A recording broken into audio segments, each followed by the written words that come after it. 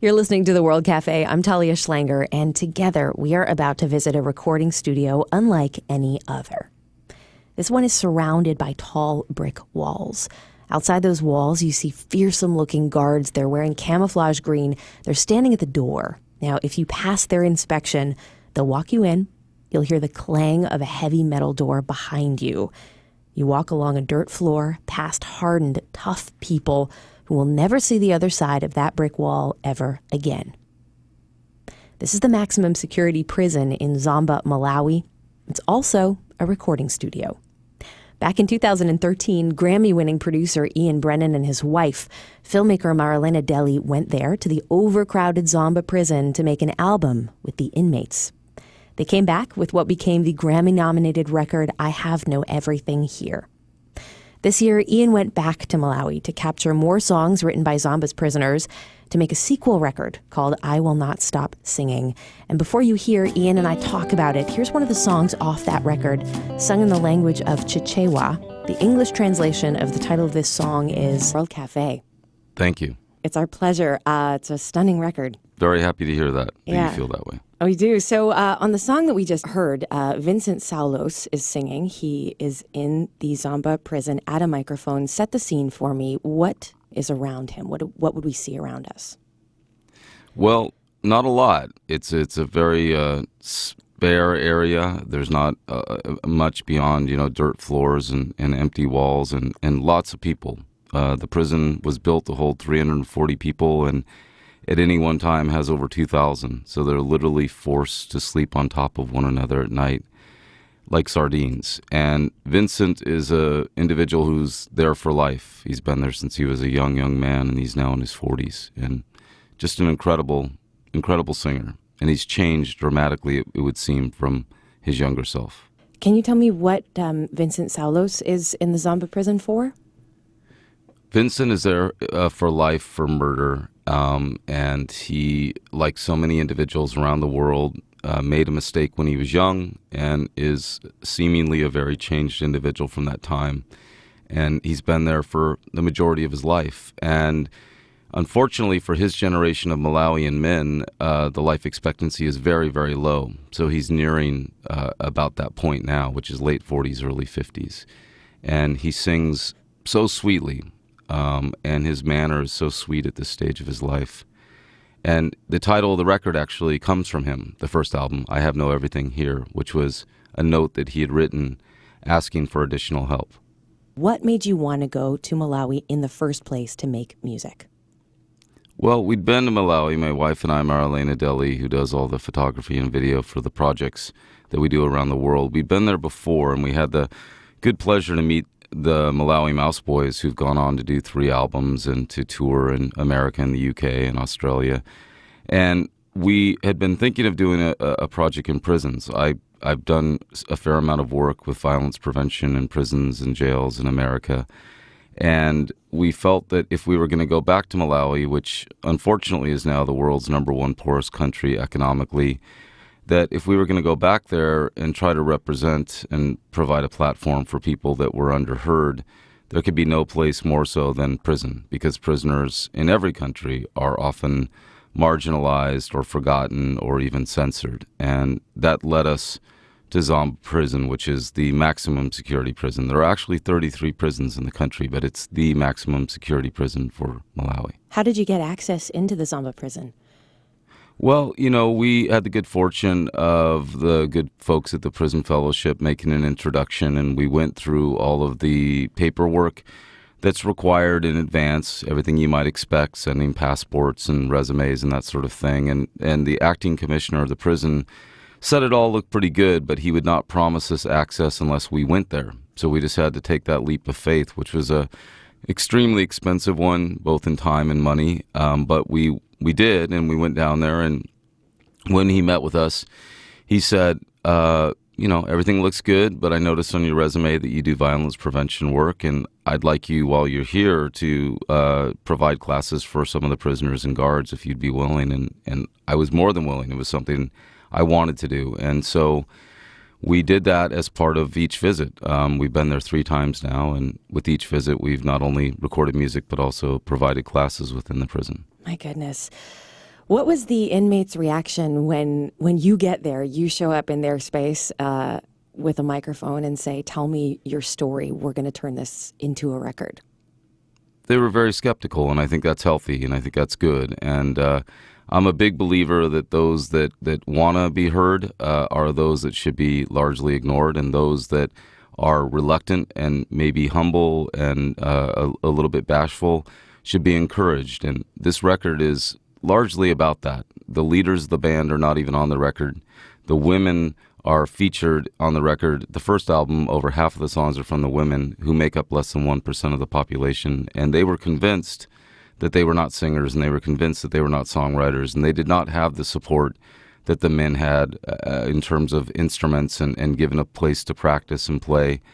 And yet the songs they put forth that came out of them were just incredible. When you say given the instruments, are there instruments already in the prison? The men do have some instruments that apparently were given to them by an AIDS organization years ago, and they sing a lot of songs about AIDS prevention because it's a big concern in Malawi and an even bigger concern within the prison.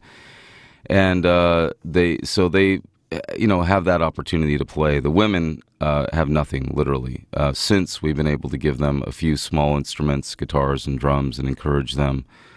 But the songs that they were able to write, despite the fact that they felt that they were not even musicians or songwriters, were stunning.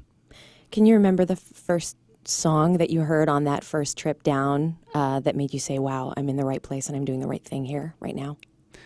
Well, I think we recorded over 6 hours of music, and there was a lot of good stuff, but it kind of got better as we went along. And the very, very, very last song we recorded with the men was Please Don't Kill My Child. And it was a song that we had brought an acoustic guitar, and Benamo took the guitar around the corner and kind of, hogged it a bit and was hiding. And at the very end, he very reluctantly came forward and said, I think I have one more song. And he was very shy about presenting the song because it was acoustic, and it's a song about, begging somebody to not kill your child. And I think he felt very vulnerable exposing himself in that way. And yet within, a few seconds, it was just so clear that this was one of those ballads that just comes from the classic songbook. And so it took everything to a higher level. So, Ian Brennan, 2015, you put out a record called I Have No Everything Here by the Zomba Prison Project. At that point, you've been to Malawi. You had no commercial expectations, I don't think, of success. And then you find yourself with a Grammy nomination, which I'm assuming exceeds your expectations for, what this project would come to mean. Why would you go back to make a second record after that incredible experience? Well, when we finished the first album, we didn't even know if it would ever come out. And it did take some time to find a record label that was willing. And fortunately, 6 Degrees in San Francisco put it out, again, as you said, without any commercial expectations. They said, we have to put this out. The world needs to hear this. This deserves to be heard in whatever form. And then we had very low expectations. We were just happy, all of us, I think, for the record to be released. And it got a fair amount of attention at the beginning of 2015, and that was that. And everybody was happy enough. And then the Grammy nomination came at the end of the year, and it was shocking because normally now those nominations are so competitive that they tend to be driven by the big names and tend to be fairly predictable. So the first discussion after that was, by the record label was, do you want to do a second record? Because we had over 6 hours of music. And I said, no, I don't want to do a second record. I really, really believe in songs and records standing alone. And I don't want to commercialize it in a way that it becomes something that's done for the wrong reasons.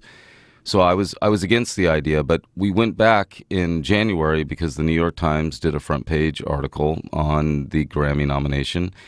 And we recorded some more, and there were some really great songs that were recorded, but I still felt that no, we shouldn't do a second record. I mean, I didn't know what might ever come of the music, and the music was beautiful, but I really believe that it has value just to be played and shared with one another.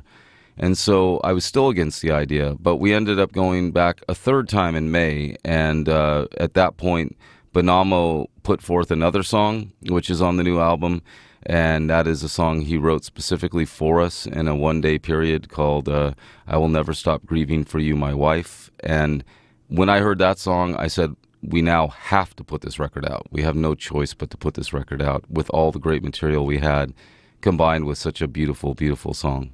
Well, we have to listen to that song now.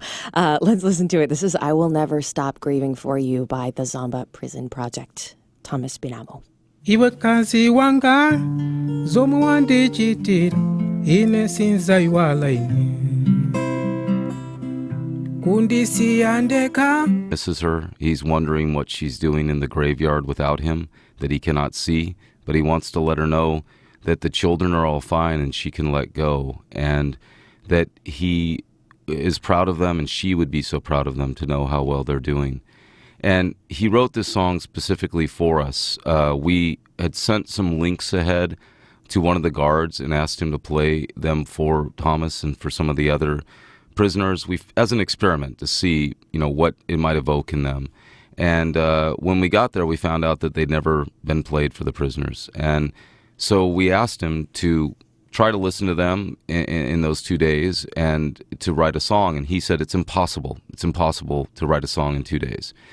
But we encouraged him. We said, well, please try. And he said, it's impossible. And, he laughed it off. Then the next day, I asked him, had he listened to the songs that we'd sent? And he said, yeah, but it's impossible. It's impossible to write a song in such a short amount of time. And again, I think it's the idea of what is a song. So I try to encourage people that it can be anything. It can be, one phrase. It can be 30 seconds. It doesn't have to be a formal song. It doesn't have to be long. It doesn't have to be this. And he said it's impossible.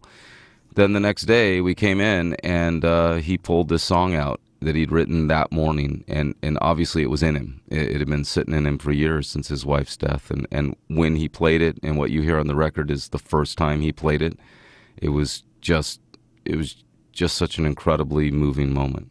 What was the temperature like in the room at that moment?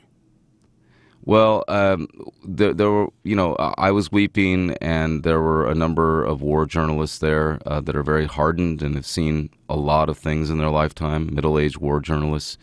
They were weeping, and yet none of us even knew what the song said, and yet we were so affected by it. It was so clear that it was just, imbued with such meaning and such emotion and poignancy. When we found out and saw the lyrics translated, then it was even a deeper experience, the fact that this was a song about his wife and telling her that everything would be okay and that he missed her and that the children were okay, and he had just lost his wife, a few years prior.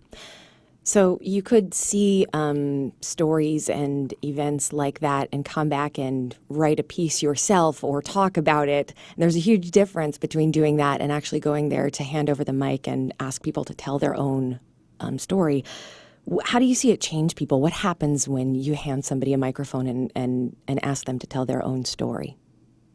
Well, I think that we really need to listen to each other. And I try not to speak on other people's behalf. I try to only repeat what maybe I've heard many of the individuals say, where it seems like it's a pattern and maybe there's significance. And what many of them said is that they were shocked that they were heard beyond the walls of the prison, and they were pointing over the wall of the prison. They meant literally outside the wall of the prison. They were shocked that anybody cared about what they had to say and could listen to them. And then to find out that they were being heard in America, and then to find out that they were receiving this award nomination in America, an award that they didn't know previously what it was, but they instantly understood the significance of it. For them, it was a huge boost in confidence, is what so many of them expressed, that they felt like what they did mattered, that they literally had a voice. And I think it's so important for people, all of us, to have a voice and to have an opportunity to express ourselves and to be heard. For people listening now who might be asking themselves, is this an exploitive thing? I know that you pay your musicians and that you're really involved in improving their lives. Can you tell me a little bit about that? These are money-losing projects. They're money-losing labors of love. So a record like the Zomba Prison Project, it's wonderful, the attention that it often receives, but human interest stories don't necessarily sell records. So it's not big in sales, and it probably never will be. We hope it would be. But we my wife and I, Marilena Delli, and I always make sure that musicians are paid, even when we don't even know if a record's going to come out, just for the act of recording. And if there ever are profits, they're shared with them. And we've continued to invest our own money in helping them with legal cases and with food and with equipment and with clothing. And we've had the good fortune of helping a few of them gain freedom. But in general, it's a lot more difficult for that to happen than we would hope.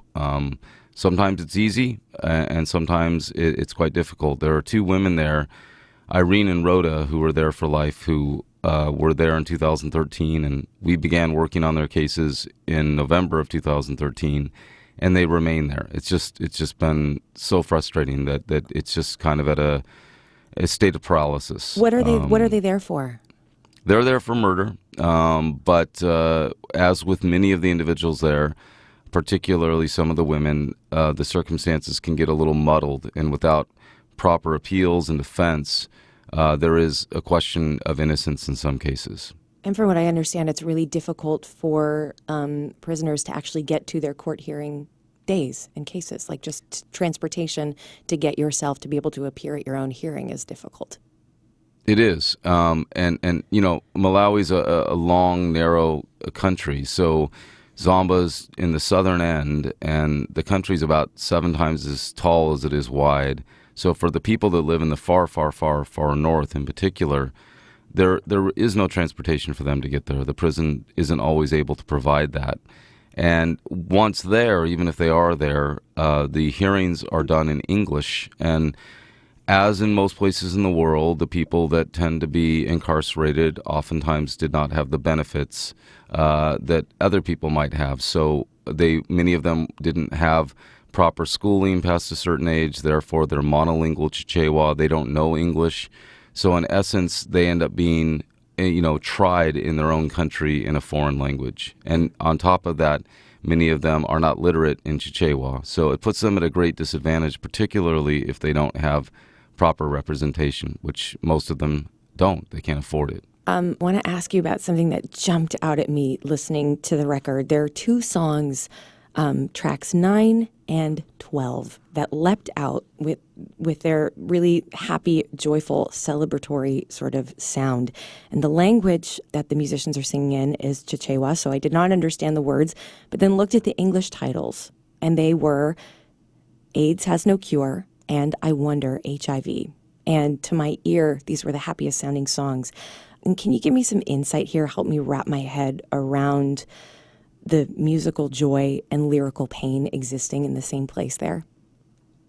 Well, I think it's a mark of artistry when emotions are not presented monochromatically, when there's complexity and maybe even a little ambiguity, because in real life, emotions are blends. People like simple formulas, that when somebody dies, you're supposed to be sad. But in reality, when somebody dies, you feel a blend of emotions. You feel sadness. You probably feel some guilt.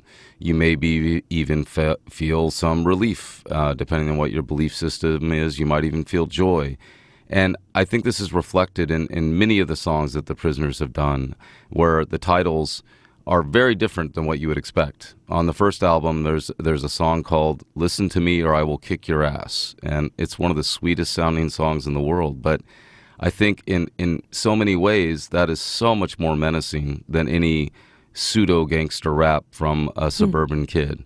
And there's this complexity to what they're expressing that I think is a mark of true artistry. Let's listen to one of those songs now. Here is AIDS Has No Cure by the Zomba Prison Project.